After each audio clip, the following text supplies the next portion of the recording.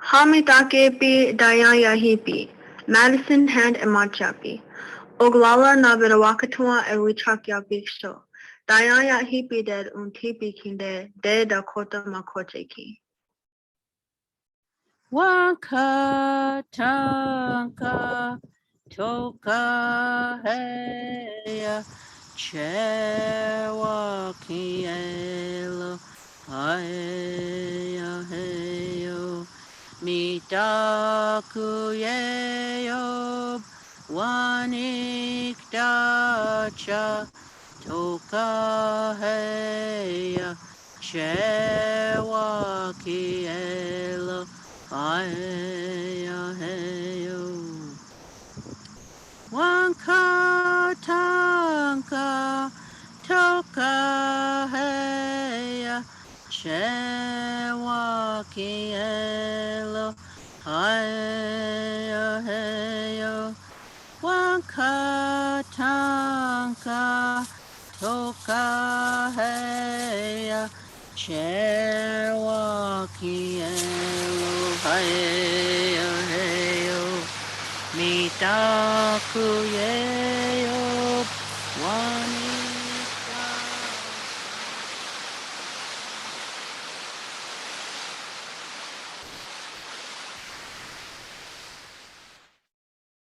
I think this project at the Lock and Dam that Friends of the Pulse and NACDI are partnering on really comes at a time of a growing awareness of the importance of water and the Native and Indigenous perspectives around water, that water is a living thing. In fact, water is life. And as we look at some of the damage that we've done to our environment and to our water in a Native perspective, to our relatives, we're realizing that we need to behave in a different way. And since big kinds of actions like Standing Rock and others, where these Native values have been put forward in conversations about the environment, specifically about water being life, water is life. I think that this is a good place to advance that same conversation here locally and to live the Native values, which have been practiced here for centuries.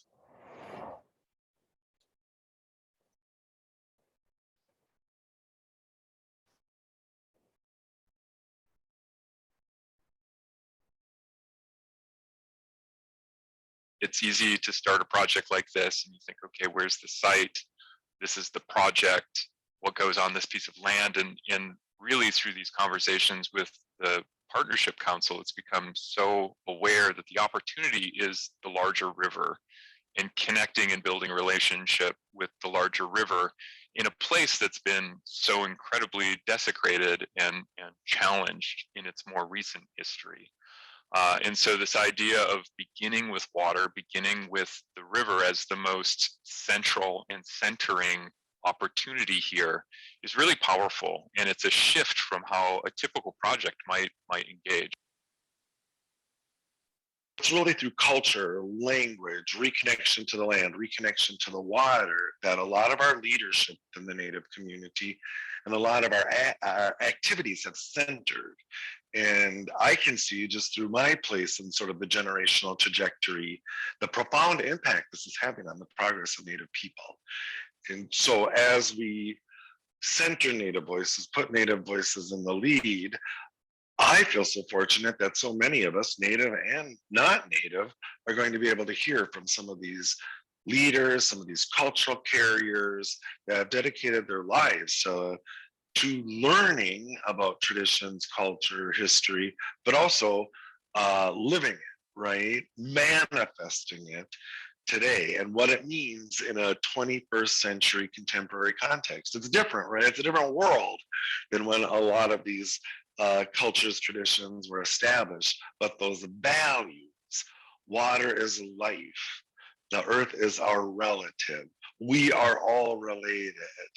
Those are values that are being translated into contemporary life through some of these Native leaders who have done incredible things to preserve and protect our land and our water. when we center our thinking and our approach to this place on the river, we inherently have to shift away from a totally human-centric approach. We start to see the river really as being the connector, the strength, the spirit of this place. And it starts to lead us to think, well, what does it mean to be thinking about other species? What does it mean to be thinking about fish or mussels or eagles or the many different kinds of life that connect and link through the river and are sustained by the river? Part of our strategy and our approach to this project is to really focus on what we hear, what we learn, and build up from there. The key themes that have come up again and again, central to today, is water is life, that fundamental relationship to the river and the river's connection to all of life here and the many relations it supports. The idea that this is a very powerful place, and power means different things to different people, an important aspect of this initiative. The idea that this is a place of connection, relationship being so important, the connections that are built and rebuilt, restored, is really fundamental to the discussion. And the idea of restoring a story disrupted, that there is a much longer and larger trajectory and spirit and power of this place and the many different species and relations that connect through it. And this is an opportunity, not maybe to physically restore it exactly the way it was before, but that restoration and building of relationships as a way to connect. And the story piece is huge, and it's really come through the Native Partnership Council. You hear a lot about the continuity of the story. And some of the Native Partnership Council members have brought up the fact that their behavior just throughout their lives really echoes the behaviors that were going on along the river and along this site for centuries. And whether that was coming together, you know, a place of connection, it's the connection between the people. There were different tribes that met here. It's a connection to the water, a connection to the land. So this is a really significant place of connection. And it still is, and it always has been.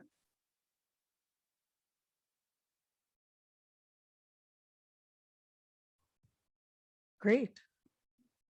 I think that's a wrap on that one. Good evening, all.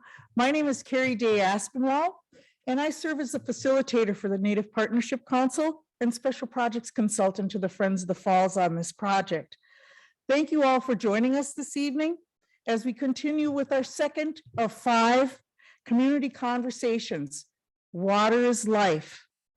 I'd first like to recognize Janice Badmoccasin. She's our Native Partnership Council advisor and member for her prayer song.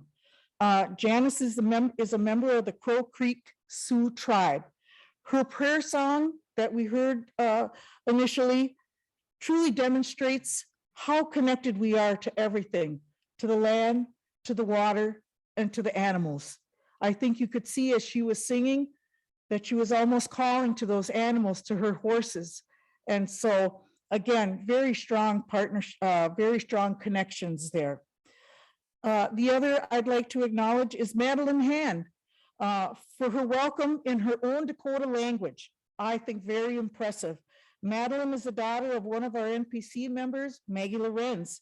Thank you to Maggie for offering your daughter's language skill to us for this event. Such an awesome youth. So many of our youth are returning to their language and quite honestly are doing much better than some of us adults.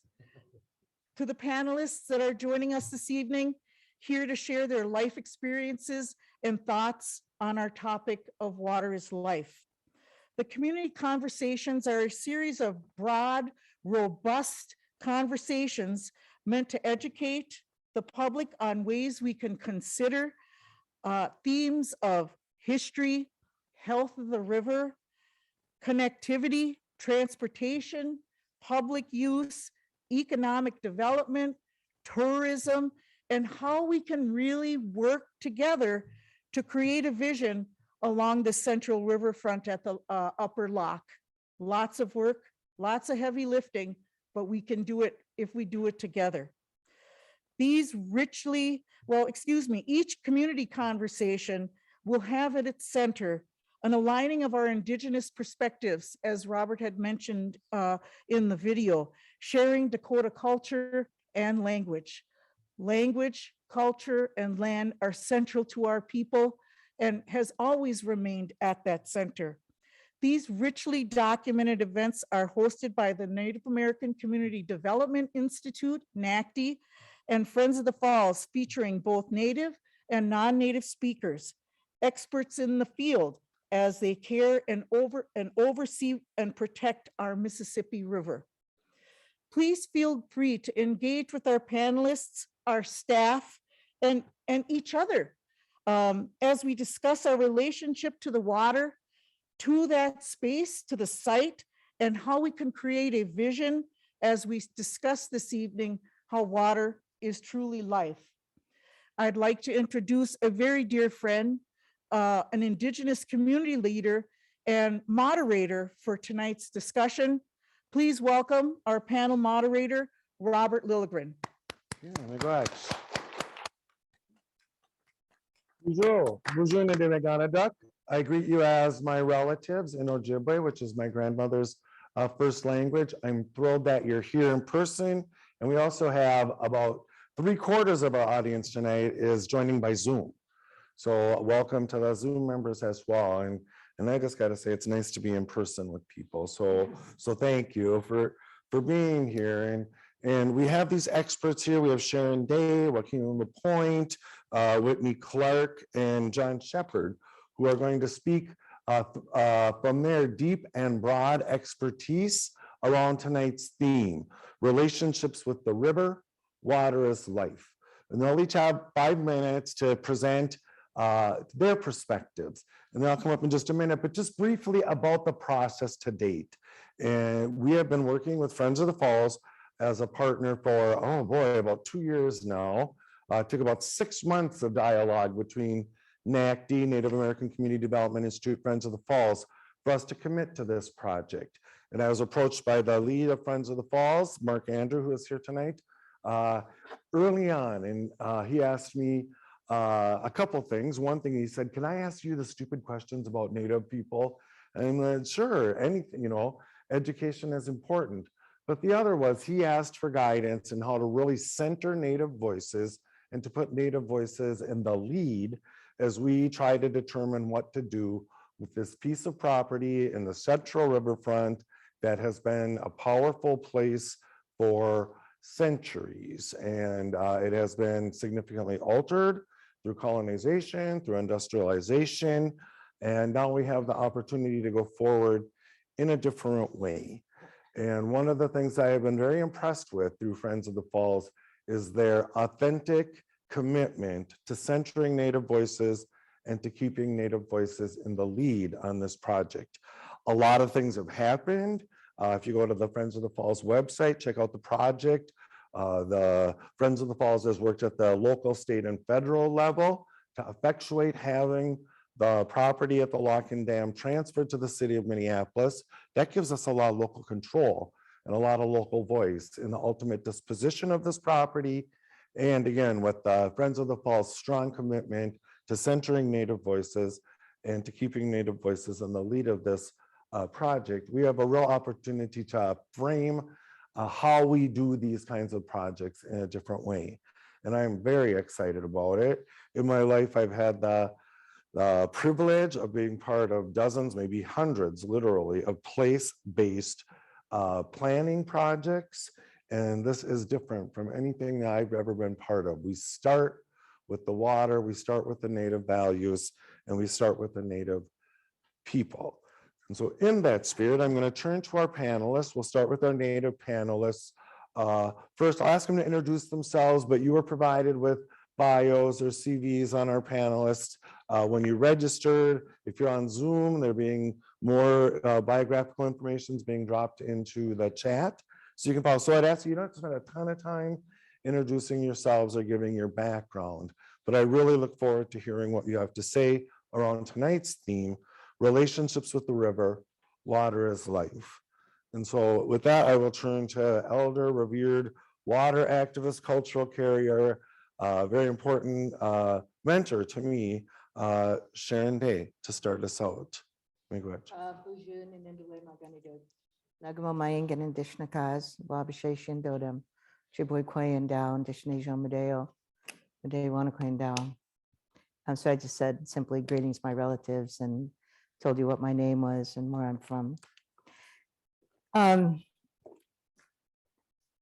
At 5 o'clock this morning, I knew exactly what I was going to say. And then it was all gone. What I do remember about what I thought about at 5 was, in 1998, 1999, 2000, we were trying to save Camp Coldwater. And part of that, there was hearings about the spring. And of course, it's close to the Mississippi River. And during those hearings, there were many tribal people who provided testimony.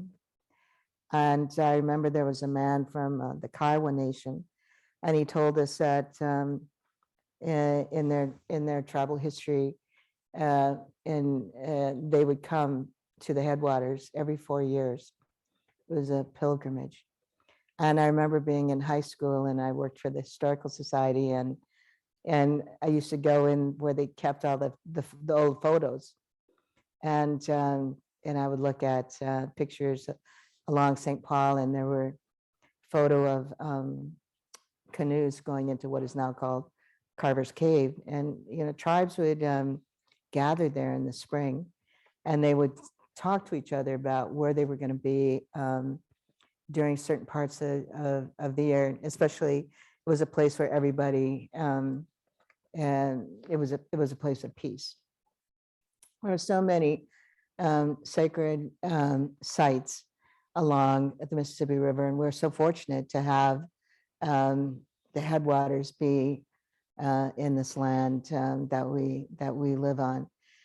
2011, we walked. I carried the water from Gulfport, Mississippi to Lake Superior, and we walked up through Cahokia, and that was probably the largest trading site in North America, and it was trading between so many tribes, and even down through Central America and probably the Caribbean islands.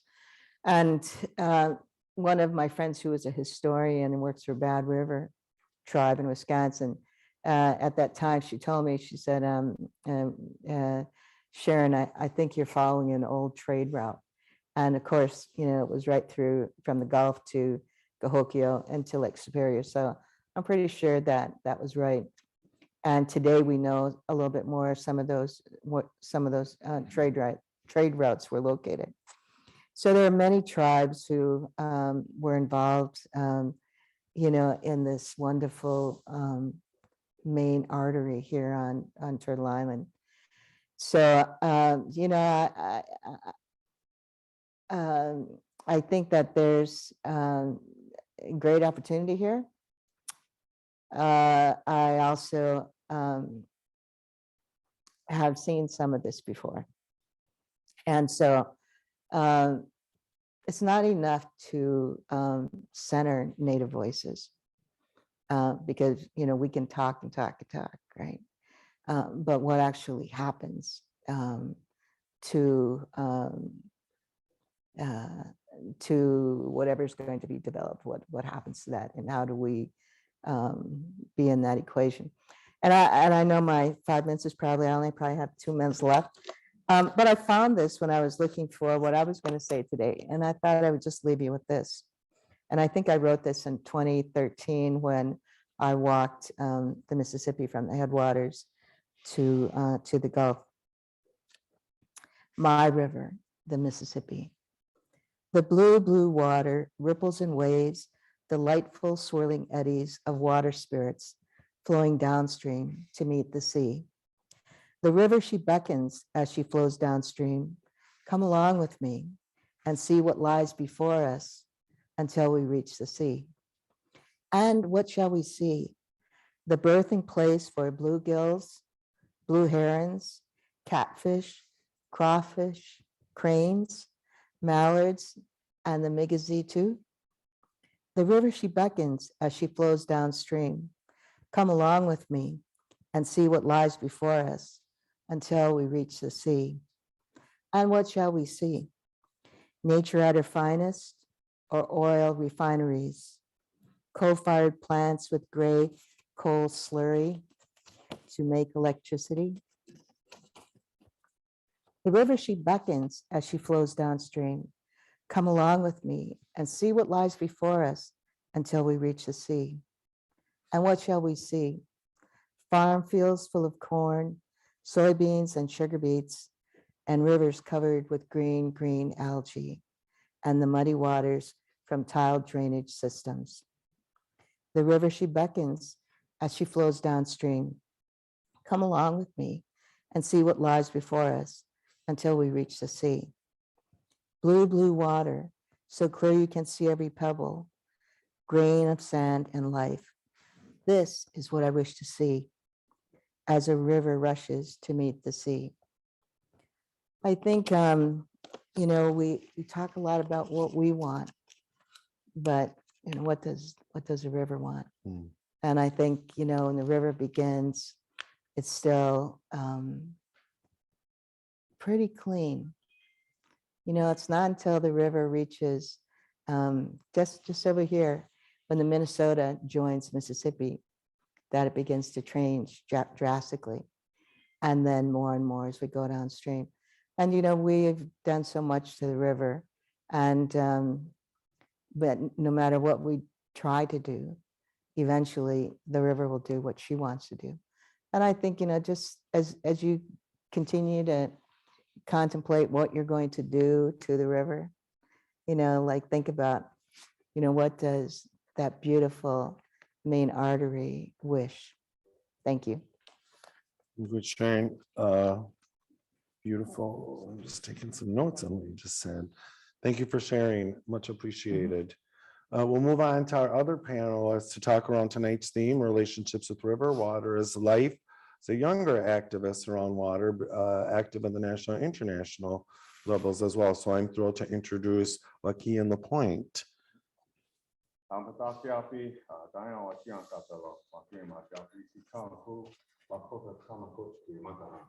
My name is Wakinyan LaPointe, and I'm Sichonfu Lakota, which means burnt thigh Lakota from the Rosewood Sioux tribe.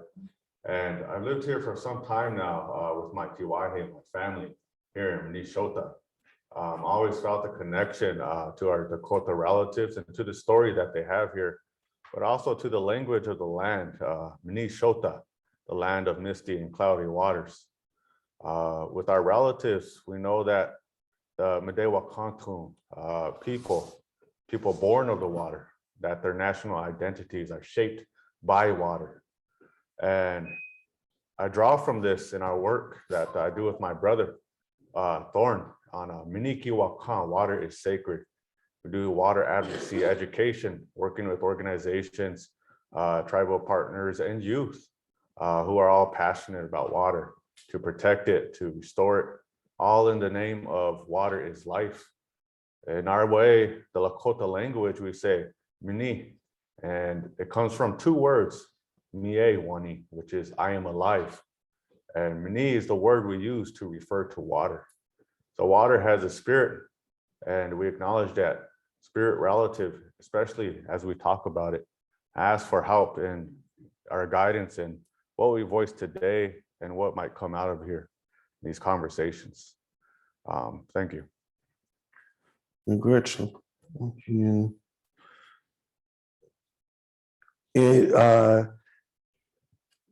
So folks here know, and if you're watching on Zoom as well, after the panelists have done their presentations, we'll be open for questions and answers. Of course, people who are here will be able to ask questions directly. If you're attending through Zoom, you can drop questions into the chat, and we have project staff that are monitoring the chat, and they'll be bringing some of the questions up here.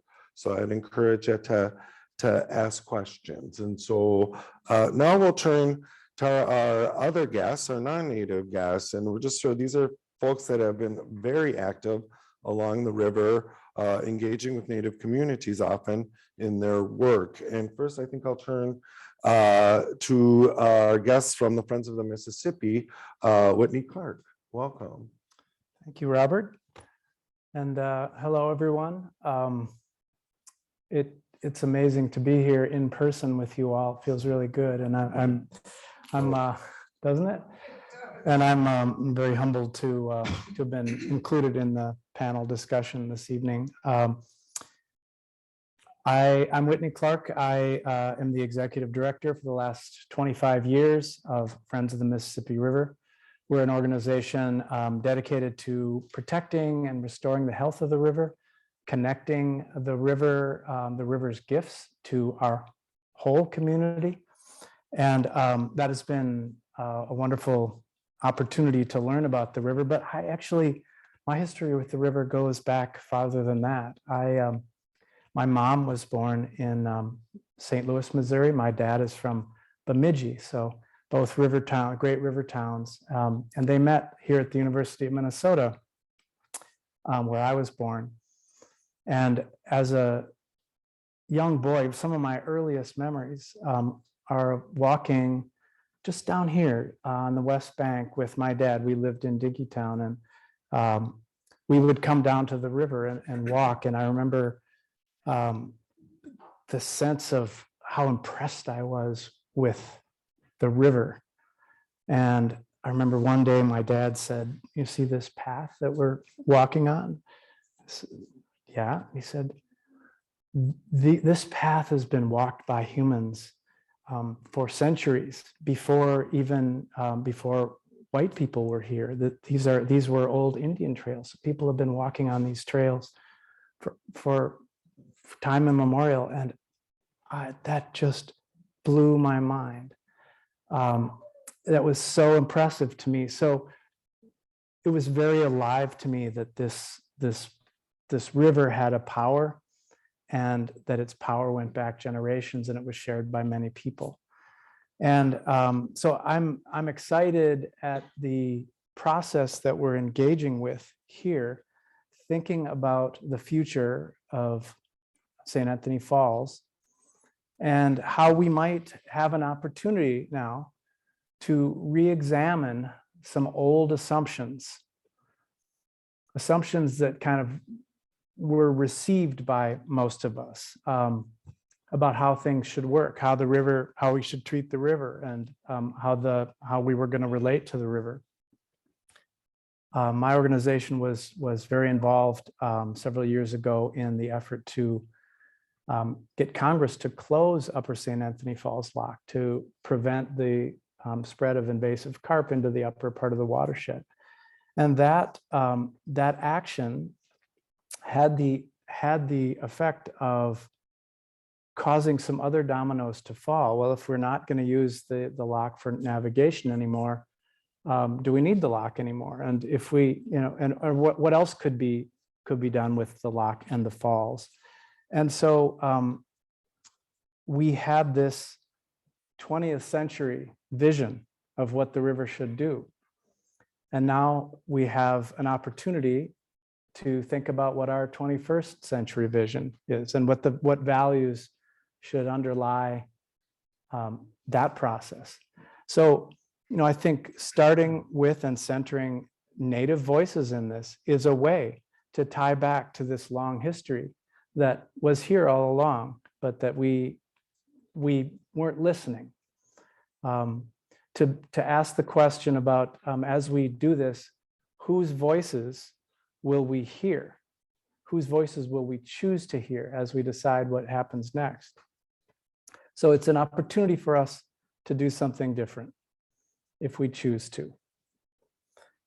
I wanted to mention, in addition to the process that is happening now around Upper St. Anthony Falls, that we also have a similar process that's just about to kick off for the next two locks and dams downstream from Upper St. Anthony Falls. So Upper St. Anthony Falls, as many of you probably know, there are two locks and dams, Upper St. Anthony Falls and Lower St. Anthony Falls. And then about 6.5 miles downstream from Lower St. Anthony Falls is Lock and Dam number 1, what many people refer to as the Ford Lock and Dam.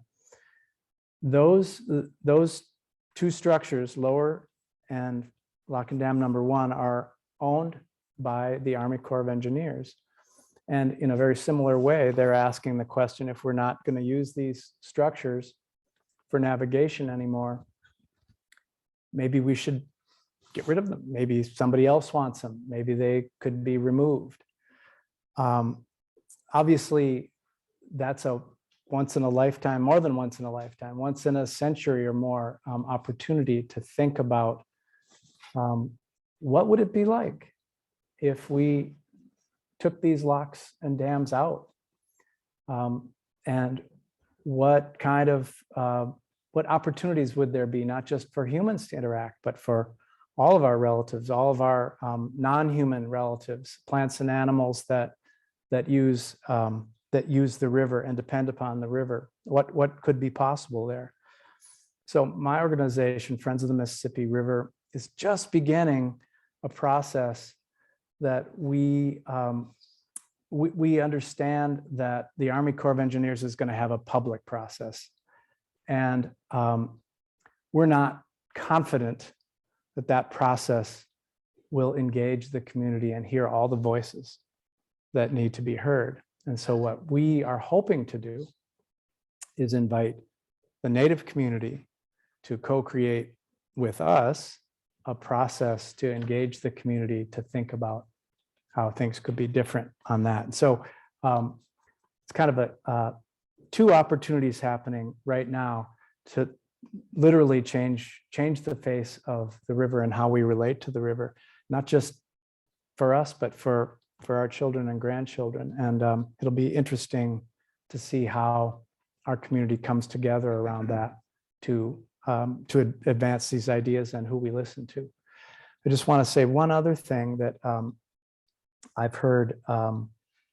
We've talked about sacred places, and I was very moved by something I heard Wendell Berry say once, that there are no sacred places or unsacred places. There are only sacred places and desecrated places.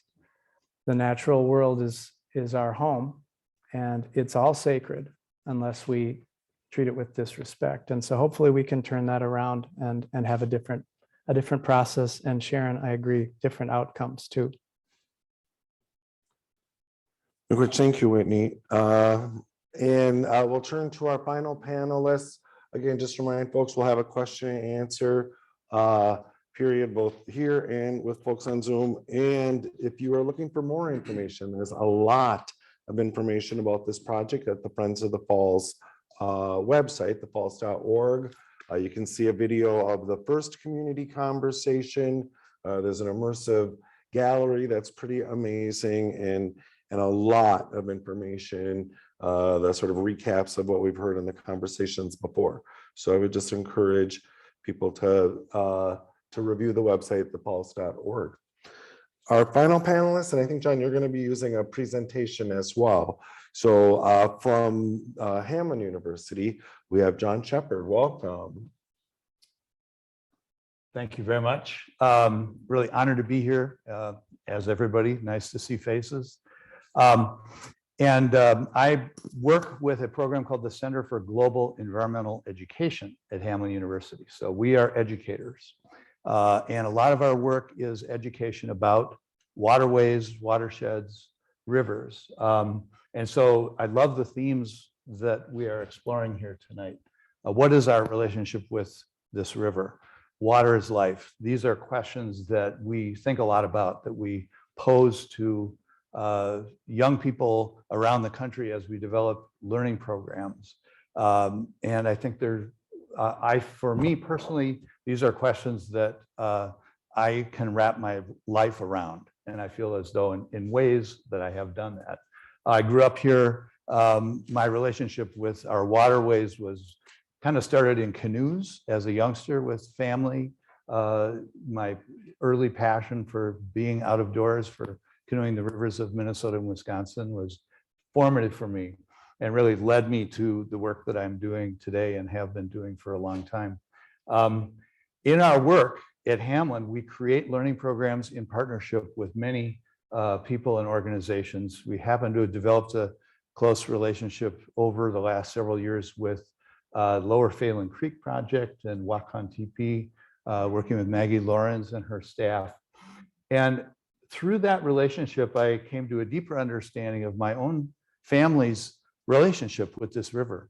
I discovered that my great-great-grandfather, who I had known, was a railroad man, was an engineer who actually was the person that engineered the railroad line that went, the first railroad line that went past Wakan TP. And that is a heritage that has brought about great destruction to that site. It has been instrumental in the development of industrialization and civilization, colonialization in our region. He also built the first railroad bridge across the Mississippi River, which is immediately upstream of the Hennepin Avenue Bridge. I didn't know this until I was deeply working with the folks at Wakan TP. And it has raised questions for me in a deeper way, in another way. What is my relationship with the river was something I've thought about, but now, you know, what is my responsibility to the river? What has my family's heritage done to the river? And as part of a larger society that has brought about industrial change and development, that legacy is something I own and I feel responsible and interested in exploring and thinking about. And where does that lead me in my life? So those are questions that are very important to me. I'm going to share with you briefly, very briefly, one of our learning programs to just give you a flavor of kind of how we're posing these questions to our student audiences, to adult audiences. And I'm going to play a very brief video here that also provides some perspective kind of on the industrial history of St. Anthony Falls. So this is a website, and you're all, I think, and those of you on Zoom and others are given access to it. This was something I created right at the time in October of 2020 when there was a drawdown. Water was released from the lower St. Anthony dam. And so we had an opportunity to get out and explore the river. So in ways that we haven't had for quite some time. So what I've done is created a whole bunch of links. The yellow dots, yellow icons are different media that allow you to kind of look at what the river looked like when it was drawn down to a state that was closer to its natural state. There's a little dotted yellow line, and that represents everything up above that line was exposed by the drawdown. And so I'm going to click on one of our, this is a 360-degree video or panorama. So this gives you a sense of what was visible at that time. And I encourage you to just explore this as you have time. We have drone footage of, you know, what the river looked like at this point. There's videos about the geologic history of the falls, how they've migrated from where they were 11,000 years ago, which is right near where downtown St. Paul is now, very near Wakan TP. It's evolved at a breakneck pace for a waterfall up to where it is at St. Anthony Falls. So lots of content here. And I'm going to play very briefly a video that is actually excerpted from a longer film called Rebirth.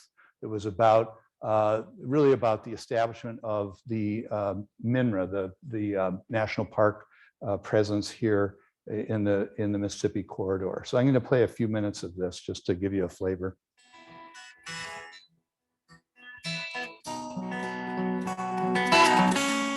You know, the river here in Minneapolis-St. Paul changes here more than it changes anywhere else. We have the only waterfall on the Mississippi River, the only gorge. We have countless historic and cultural landmarks that really tell the story of America's river. So we have the Pillsbury A Mill and the Washburn A Mill, which were the largest flour mills in the country and in the world at times. We also have the Stone Arch Bridge, which is a national engineering landmark. There were several times that nature kind of slapped us in the face on what we were doing in the river. The first was really over what we were putting into the Mississippi. At the same time, Minneapolis is pulling water out of the river for its drinking water supply. In 1910, there was a major typhoid epidemic with over 340 people dying. And it's only then that Minneapolis starts to chlorinate its water supply.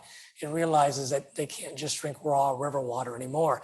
And it had become so bad by the 1920s that from St. Paul down to Hastings, there were mats that were of just sewage decomposing that could be up to a mile long.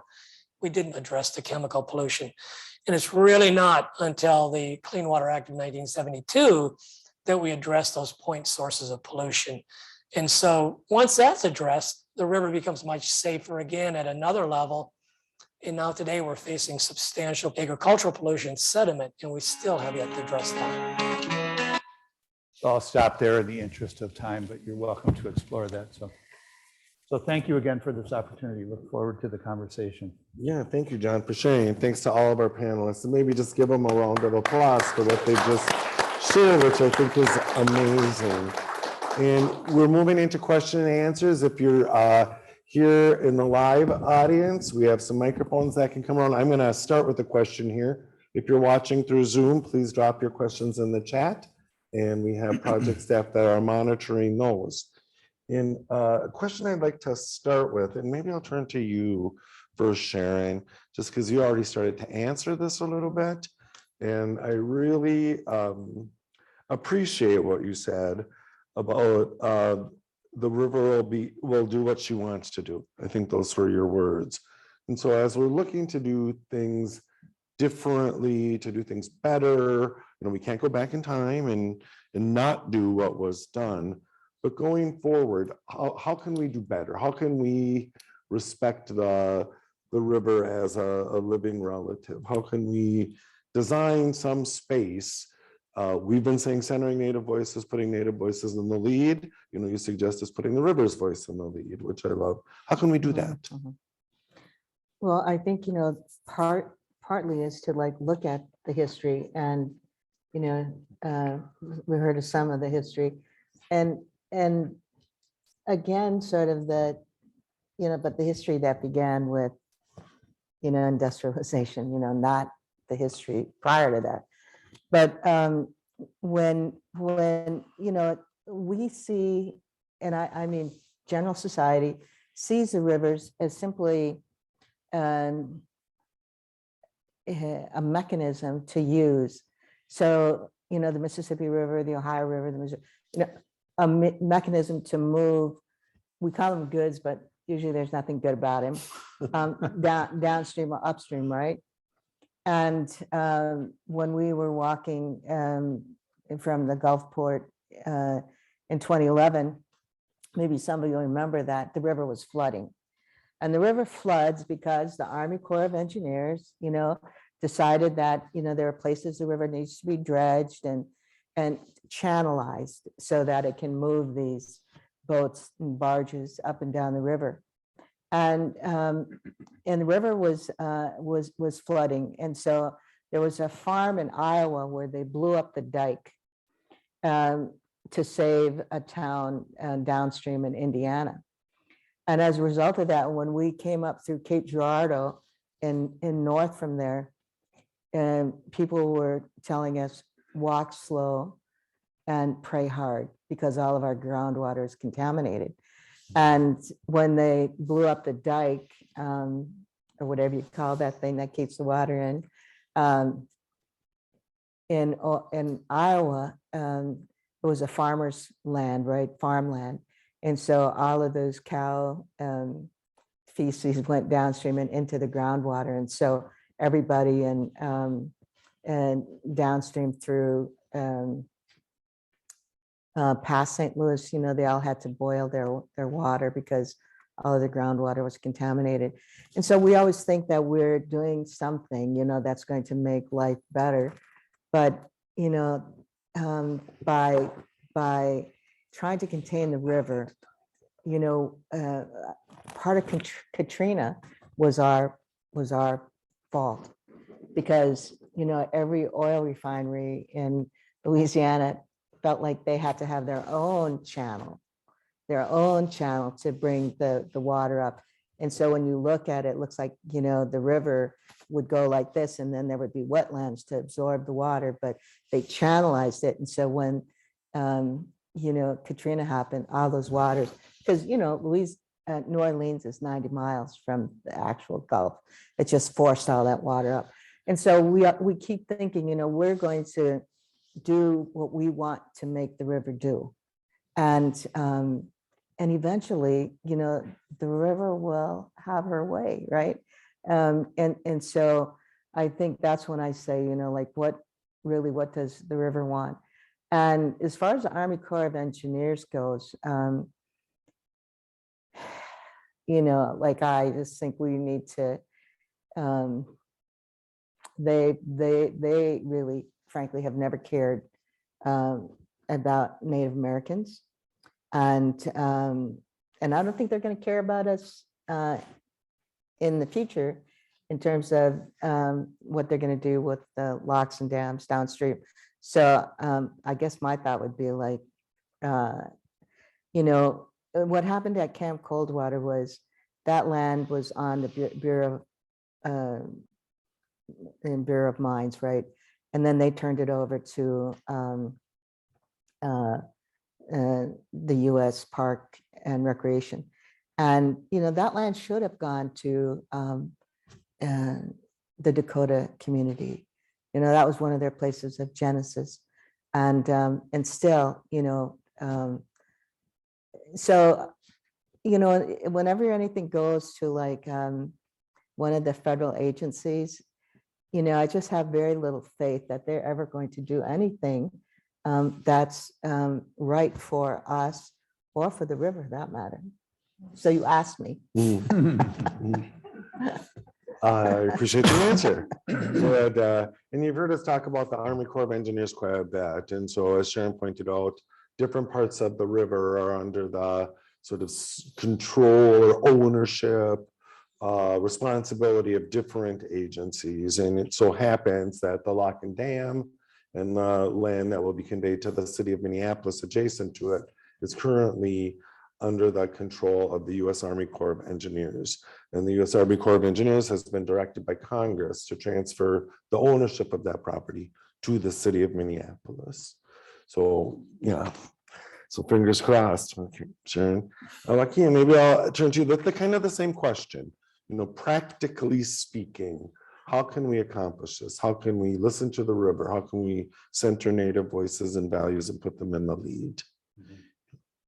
Yeah, I think that's a really heavy question today that is being asked by many Native communities across the country right now.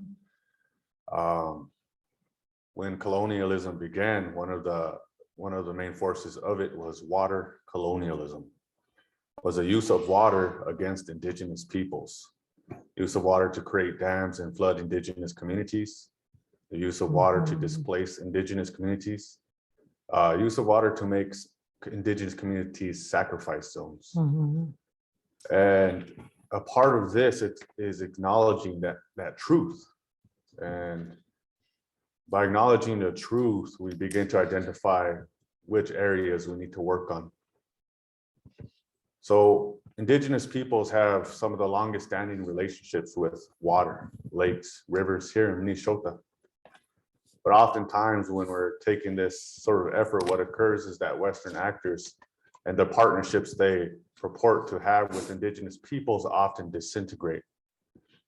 So I think one other tenet is to have long-standing partnerships with indigenous peoples, not as a footnote to elevate Western theories, but to elevate indigenous voices in ways that actually give strong investment into those voices, strong decision-making power. So if the city of Minneapolis is receiving ownership over this area, then indigenous people should have a role there that is long-standing in decision-making and strong investment into the programs and innovations that indigenous peoples here within a region envision. And by programs, I mean indigenous youth have water programs here. Indigenous peoples have all kinds of water programs here across Minnesota. But what you see is a long-standing mentality of disinvestment and a strong mentality of investment into Western water programming and Western water ethics that continue to avoid indigenous water ethics. See, indigenous peoples have the longest standing water governance systems and ethics in the world. But part of their water governance also involves the spiritual relationship to water. So I don't think it's a question that could be answered today, because you have to talk with indigenous peoples today and days after and years after to continue to rebuild programs that were taken away from them, original life-giving programs. And I think today the theme of water is life speaks to that. Whereas Western water management mainly talks about clean water, sanitation, management and use of resources. But indigenous water management and governance talks about what is our relationship to water. If water is alive, then how do we treat water as a society? So we're not talking about individualization and ownership and property of water. We're talking about societal shifts where indigenous communities begin to be relied upon for their wisdom and to lead the broader society on how to treat water. Because something we're not talking about is the societal pollution of water. You know, I believe that if we can acknowledge that piece and center indigenous communities with real investment, start to actually see and take seriously their cultural aspects instead of seeing culture as a recreational activity, then we're going to actually head into a real direction. So it's a series of this conversations continuing on into the future. 5 conversations is not enough. We need many conversations going into the future, and this water sector comprised of water organizations, comprised of city and state actors, comprised of all these actors, begin to shift those systems, centering and uplifting indigenous peoples and youth and their programs in ways that have not yet been identified. So I think this is a conversation to begin that exploration, but we have a long journey ahead of us, considering the past 500 years of what occurred. I think that highlights some of my thinking around this question. Great. Thank you for sharing it. It's great thinking. Yeah. You're really touching on what my hopes are. You know, I'm kind of a systems guy, you know, and so acknowledging everything that you just shared. Is there a way to impact the system? So, you know, we have a system of reservations where Native people have nations and sovereignty, but really this is native land. And so how do we express that historical sovereignty in places where, at least according to the current governance system, there isn't that recognized sovereignty? And I agree, we have a long way to go. And I'm hoping that this is a step on that journey. Whitney, why don't I turn to you? Same question. How, practically speaking, how do we accomplish this? How do we do better? How do we really honor and center the Native perspectives and values, history, as we talk about a project like this that's so complicated and there's so many competing interests and jurisdictions, and right in this one little spot in Minneapolis Central Riverfront? How do we do that? Yeah, well, I think it's such a good question, and I really like the answer that we don't know. We're going to have to co-create this together. But I think there's a key in that.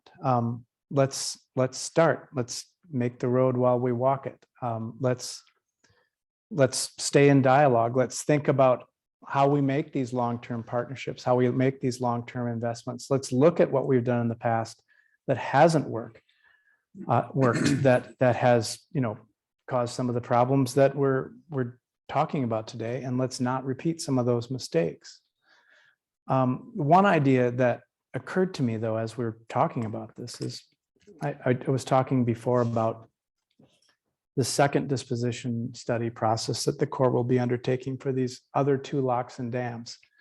They're going to be different from Upper St. Anthony Falls, because in the case of Upper St. Anthony Falls Lock and Dam, the lock is going to stay. The dam is not owned by the Corps. The dam is going to stay. So those things are not changing. These other 2 locks and dams, don't necessarily need to stay. I mean, the Corps is going to ask this question. They're going to ask a question about, who wants it? What if the tribes said, we want them. We want to take ownership over them as a federally recognized, and sovereign nations, and maybe we want to take them out.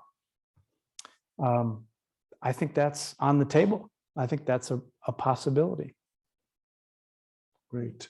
Thank you, Whitney. And through the Native Partnership Council, that's a group that meets regularly to help steer this project and this process, and that issue of land back, essentially returning the land to Native people has certainly been central to that conversation as well, and not in a way that just reflects the indigenous or the interest in sort of the public sector, the government, and shifting costs up to the tribes, but in a true partnership. And then we'll get to questions in just a minute here. We have a couple of microphones that will circulate through the audience here. Someone's monitoring the questions from Zoom, right? Okay, thank you. And we'll get some of those too. But to answer this first question, next I'll turn to John Shepard, and it does ask, how do we do this? Practically speaking, how do we do what we're trying to do here? Right. I feel as though I don't have any great insights to offer in terms of very practical strategies. But what I think about is the need for building relationship and to bring, as has been said, authentic indigenous contributions or engagement with a process like this requires relationships. We need to come together and come to know one another, come to understand our worlds, our views, us being those of us who are non-native and those who are native. And so this process certainly feels like a great starting point, but it just feels as though there's a long road to travel to do that. But in my mind, it would be grounded in that. Great, thank you. And a lot of it has to do with the will to do it, right? Of all partners, this idea of a relationship that the descendants of the first people that were here are willing to step into this conversation, representatives of those who colonized and industrialized the site need to step in or maybe step out of the conversation some. And I really feel like here we have the nub of something, of starting to do that. And so it's just really thrilling to hear you respond. And so now questions, right? We'll open this up to questions, and I see a couple of hands. Tammy's one. Yeah. I'm sorry. I don't think this is working. But before we move forward, I really want to acknowledge our Native elders that took the time out of their day today to come and witness this discussion. We also have youth from our community who helped the elders get here. We also have members of our community that care deeply about the water. And we were not able to do smudge and take care of our business in a traditional way. And at this time, I'd like our Native relatives to please stand, and I'm going to offer you tobacco. Margaret, so if you natives would please stand so that our girl here can give you the tobacco that you deserve, and we respect you for being here with us tonight.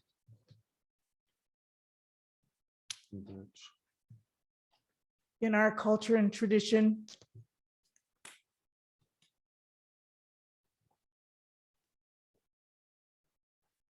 the elders are everything to us.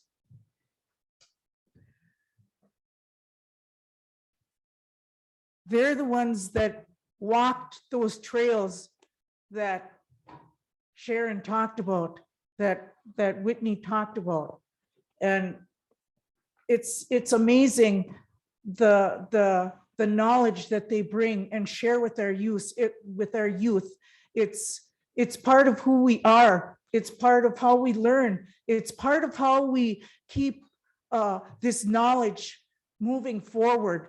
I'm so happy to hear our people and our youth using the language, and that I have a non-native person helping me distribute the tobacco. Miigwech, I thank you. We had a question from the chat, and I think we've talked about it just a little bit, but the question was, has there been any discussion of giving the falls land in trust to our local Native people? That's a question. So that's project related, and so I'll take a stab at it. Sure. As being a partner and a consultant to Friends of the Falls. If I don't hit the right, hit all the notes, please step forward, someone from Friends of the Falls. But the short answer is yes, that's been discussed. That was put on the table very early. One of the things, Friends of the Falls has gone through a long process to establish a memo of understanding with the city of Minneapolis about how this is going to go forward. That includes a community engagement plan that acknowledges and respects and accommodates what we're doing here. And community conversations, the Neighborhood Partnership Council. The city of Minneapolis has expressed that they do not want to own the site long-term, and that something else is going to need to happen to it at some point. And that something else could be returning property to the tribes if the tribes are interested, if that's something they want. And through the Native Partnership Council, there's representation of the Dakota tribes as membership. And so that will be a conversation that continues through this process. And as we discuss this topic in our Native Partnership Council, it's a careful process. This was originally Dakota territory. We flourished. We had strong economic pathways to other tribes across this region. And there wasn't all these Indian wars that you were so thought and believed as you were all growing up. We were a peaceful people that really embellished everything and were connected to everything here within the water, along the water. Interestingly enough, I was looking and researching and looked some of the old historical photographs that you see with loggers standing on top of the logs, feeding them into the Mississippi River or down the Mississippi River. Some of those people were natives from way up north. They followed those logs down. They were logging out our forests, and who best to bring them to was the Native people. They rode those logs. And so again, strong connection to this water, to the history of this land. So with that, I have a question for Wakinyan. Can you further describe, Wakinyan, your vision for Indigenous water programs, and what would they look like? I think that it's really not just my vision. When it comes to Indigenous water rights, that's a collective vision. One of the inherent human rights associated with Indigenous peoples in the Declaration on the Rights of Indigenous Peoples states that Indigenous peoples have the right to maintain their spiritual relationship with their traditional waters and coastal seas. And so this takes a number of conversations, like I mentioned earlier, but there are some basic models that have occurred throughout the world with the restoration of traditional Indigenous names for waters. I think in some places, the Western thinker often names the land after themselves. But in Indigenous cultures, we don't name water or land after ourselves. Instead, the water or the land tells us their name, and we follow that name as giving us guidance. So name restoration is one of them. The other one is that we begin to actually support and invest in indigenous water programs that are occurring right now and that have likely been ignored for a long time. Right now, you have indigenous communities whose youth are measuring the quality of their water. Many of those communities have undrinkable water due to uranium contamination, other types of contamination from mining that is escalating in the world right now. And so we're going to have to take a collective and wide scale look at how we communicate and how we interact with water. Or else, if we continue this individualist capitalist approach, we're going to be left out of our own water rights in the future. And so if the city of Minneapolis has power to do and integrate equally indigenous decision makers, we need to start looking at the names of these waters. We need to look at the rights of nature as well as a framework. So the city of Minneapolis would be so obliged to develop a framework on the rights of water, the personhood of water, in partnership with indigenous peoples and youth here. That's a start to a framework, a lasting framework for the future.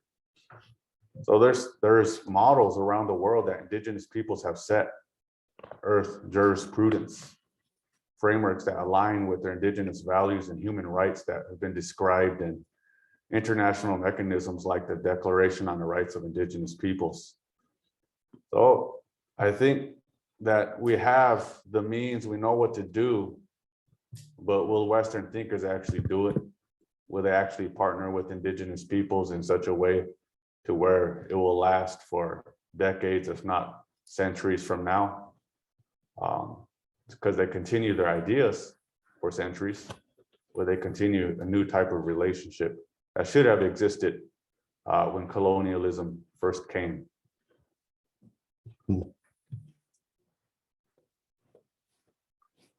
Great. Questions from here inside the auditorium? Cool. I saw a couple up here, Tammy, and then someone in back. I saw a hand go up. So Tammy here. Up in the middle. Okay. At that wall. Yes, thank you very much. My name is Tammy Skinaway, and I have a question for the two non-Indigenous panel members. And, you know, with all of my searching, the years of searching, wondering why we do what we do and where we're at, finding out about historical traumas and so much that goes along with the doctrine of discovery, which I also learned about working at Lower Failing Creek Project in the past. There's so much to learn. But you know, what it comes down to and boils down to for me, what I've learned from a good friend, Al Gross, a lot of you may know him, and he gave me permission to use his name. And he said that, you know, with everything that we've been through and what we're going through now, that nothing will change unless those who have done the colonization, the colonizers, Euro-Americans, you may say, whatnot, until those in power, developers or friends, until those people are able to admit to what has happened and bring that awareness to others, nothing will change. So do you see that? And I know it might be difficult to hear, but I'm just curious to know if you've heard that before, or if you're willing to make that admittance, or, you know, to start that conversation. Thank you. Thank you. I'm half Irish too. Great. I can speak Please. to that a little bit. As I shared in the beginning of my introduction, you know, I feel as though your question speaks to me and my family experience and part of the non-native community here. You know, I have learned, as I said, I have a relative who was instrumental in bringing the railroads to Minnesota. And for me, that has been a moving awareness. And it has raised for me the question of what is my responsibility? I wasn't alive then, but this is part of my heritage. And I have benefited personally, my family, the community we live in, economically, there have been, we have, the wealth of our, the non-native world, the colonial world here, that is part of my family's heritage. And so that has become a very real question for me personally. I can tell you that, and I do feel also very strongly that this is, this was an awakening for me to, obviously because there's a personal family connection, but just what I have learned in that process of the impact of the railroad. I'm beginning to investigate. I'm curious to know. I want to understand what that legacy is. What have I, what is that legacy? And I do agree very much that understanding that, owning that, sharing that, reflecting upon it is something that is very important. I feel like it is for me, and that is a commitment I have to engage in that conversation more broadly and to raise the questions that you are raising. So I'm with you, and I believe on the legislative level, right? In the government levels, and we can talk about it at dinner all we want, but until we knock on doors and make changes like that, nothing will happen. So thank you very much for Whitney.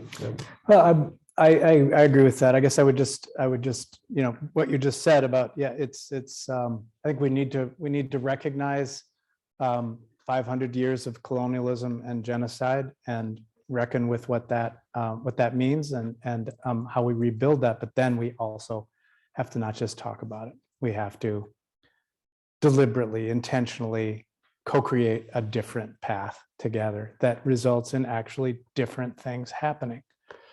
So let's do that. Thank you. Thank you for the question.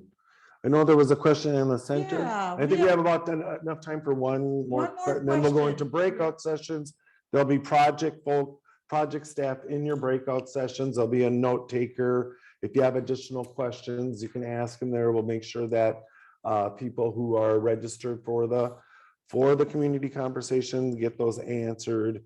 If you don't get a chance to get your question answered. So yeah. Okay, Erica. Thank you.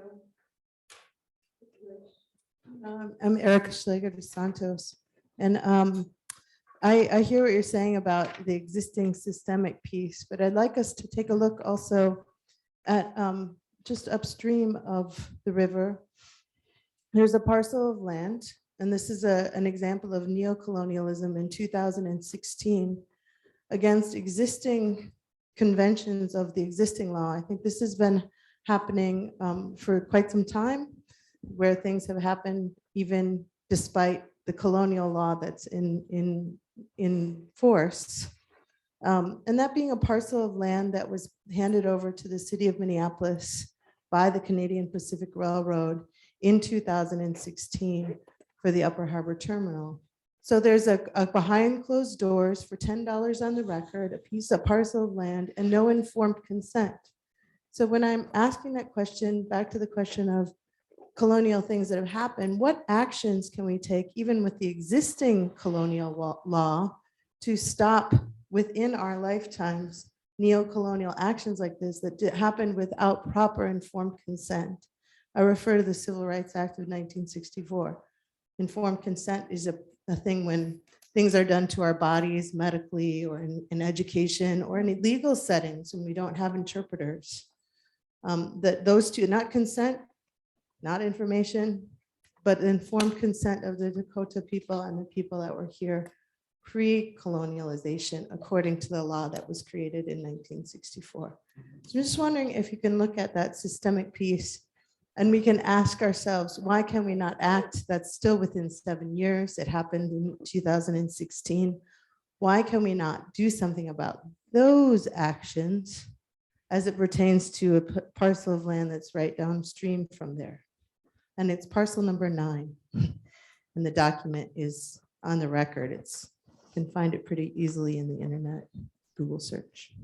Yeah, thanks. And I'll look to the panel to respond as well. But I think your point about the river, right? It flows. It's a living thing. There's things going on all around it. There was colonization, industrialization all along it. And one of the things that's really impressed me is how much is happening right now where there's opportunity to do what you're talking about.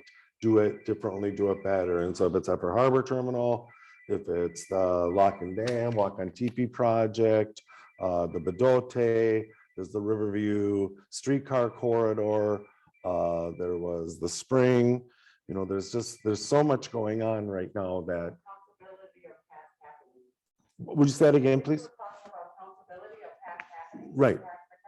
Right. So. And also non-commodification of water, trees, and that the piece of land that was sold for $10 between two entities without any investment.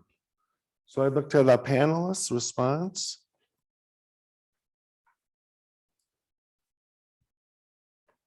Anyone? Yeah, please. Like how hands came away over here.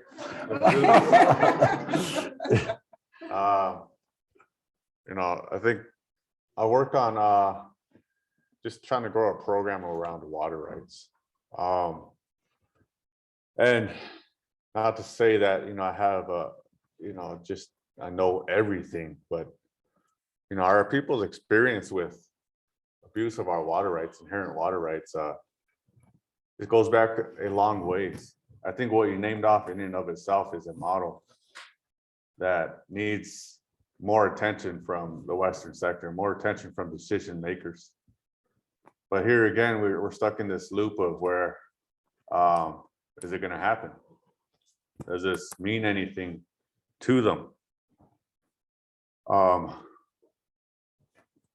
And I think water rights are part of that sort of restoration of that original story that needs to occur. And I think we have approaches that try to reach that point where, you know, we tell the Western thinker, we need legislation, we need stronger financial investment into our approaches, we need these broader systems to transform in order to uplift our inherent rights. And that's I would say that in relation to your question, that's my response there, in that, you know, this is a question directed at Western thinkers. Do I have the power to respond to that question? Do I have the power, the resources to make what you want happen?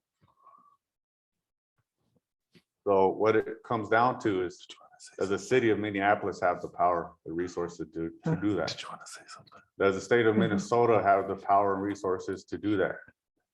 I think what we have to do is call on these decision makers in Minnesota to begin to listen to voices like yours and voices like Tammy's on water rights, so that we can actually be heard.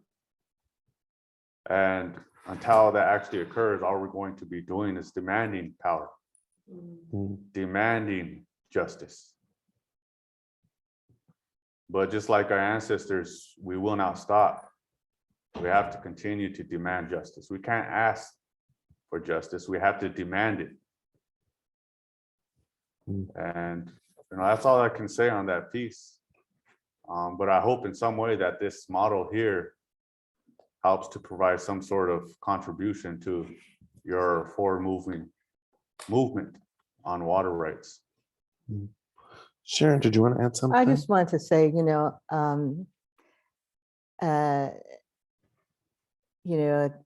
was thinking of a quote that Audre Lorde had: "The master's hands will never tear down the master's house." And so I made a note here, get a meeting with Deb Holland. There we go. I like that. That is good. As your facilitator, oh, I'm sorry. Yes, definitely applause on that one. Yes, I agree. As your facilitator, I'm here to remind you that it's time that we start wrapping up the discussion. I didn't see any more questions, and I think that we need to start moving. Oh.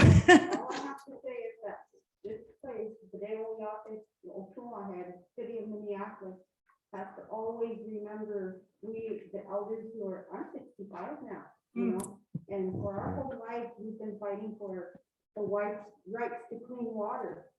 And right now in Pine Ridge, South Dakota, where I'm from, they're doing illegal uranium mining. So our water is contaminated, our people are dying, and the congressmen, the legislators, they're not paying attention to it. And so the people here in this area, the water goes down to our driveway. But you can't forget, Woki Suya Po, Toka Oyapeki. You gotta remember our First Nations elders. And you gotta listen to them, and you gotta tell them, you can't do things like behind closed doors to us, because we're losing our people, our language, our culture, our history. You know, and they're all dying, and nobody cares. So, you know, people like you guys are making a headway here for the people in Pine Ridge who don't have internet access or the power to speak, because nobody listens to them, shut them down, and they say, oh, no, we're the big shots here, so they all agree. And the Texas company is now mad at the two people who made the decision to do the uranium mining. And now we need lawyers, we need people to look down that way, because the water is killing our people now. That's all I have to say. And Thank you. From Pine Ridge, so. Thank you so much, Lois. Lois is one of our most respected elders out of the Little Earth community. I think all of you may be familiar. There is a central housing project over in the core of our city in the Phillips neighborhood, and that's where many of our Indian elders, Indian families reside. We really feel like that's the core of our neighborhood there. And I'm glad that you got up and spoke, Lois. Thank you very, very much. With that, any final thoughts? I would just like to say, let's thank these panelists. This is incredible. It's such a high caliber of expertise here that folks are sharing with us. Again, go to thefalls.org if you want more information. More questions can be asked in the breakout session, and then they'll be answered. But I really want to personally thank the folks who are here to be on this panel. And I just feel really enriched by listening to them and being with them. So Miguel. Take it away, Carrie. Great, thank you so much. And thank you all for joining us this evening. This is part of understanding and understanding each other. Because again, a lot of history goes by and what we read in books and all of that. But until you really sit down with us and understand where we've come from, where we've been, where our elders have brought us to in this day and age, it hasn't been easy. But you know what? We're here. We're here today. And I'm so very thankful that you took the time to sit with us and visit with us and hear about this story that's been disrupted and how water is truly life for our Indian people as well as all of you. So I would invite you into our reception area. We have some delicious food to offer. And what you'll see is a world cafe style setup. There's tables, there's chairs, and there's questions that are on the center of the table. And you can talk amongst yourselves, you can eat, and you can write on the tables. So there's paper on there. And so it's a real free-flowing atmosphere. And we welcome you to stay on with us and do stay tuned. We have 3 more conversations to host with you all and with our Native leadership and experts on the Mississippi. And so again, we can transition now. I'd like to thank Robert for always moderating so well, and to our panelists for joining us this evening, and for especially our Native experts here. It's so heartwarming to hear such stories, and then to hear from our broader community. And we really are, there are so many more similarities than we have differences. And I think that's part of what we want to, one of our goals is for folks to recognize that, and that we can work together and create a true vision for this project. So thank you again. Come and eat with us. Zoom, oh, thank you. Zoom will have their own breakout sessions. I keep, you know, it's so great to be in person, but then all of a sudden you forget about our Zoom brothers and sisters out there. There's going to be 3 breakout rooms that you will be floated into, if you would.